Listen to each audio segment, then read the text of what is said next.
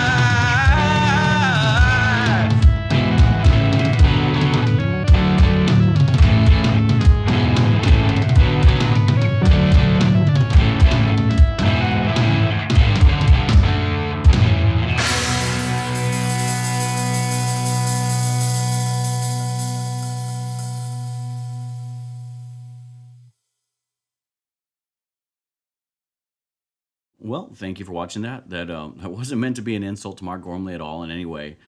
It was just meant to be a little bit silly because, of course, the video itself is kind of silly.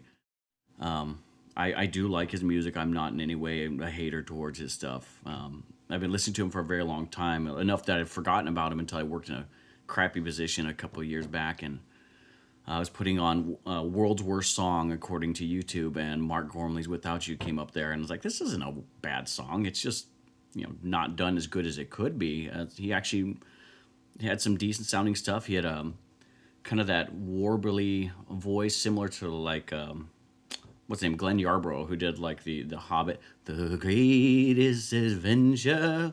Remind me of that, like a balladier's kind of voice. And so I listed his other stuff, and it's all kind of good. And I thought I wanted to record it, and my buddy and I got together. It was like 3 years ago, and we started laying down tracks for it. And we never finished it, and then last year, of course, Mark passed, and I was like, maybe I should finish it, and I left it and let it sit. Well, this weekend I had some time.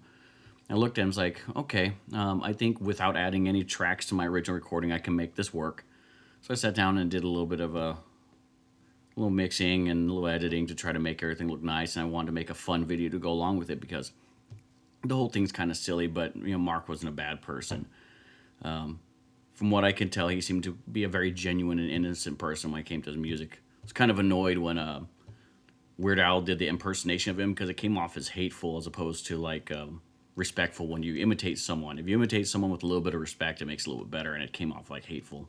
Didn't care for that. But I hope you guys like it, and I plan on covering pretty much every song he has just for the fun of it. It's something that I find kind of enjoyable. So, no, thank you again for watching.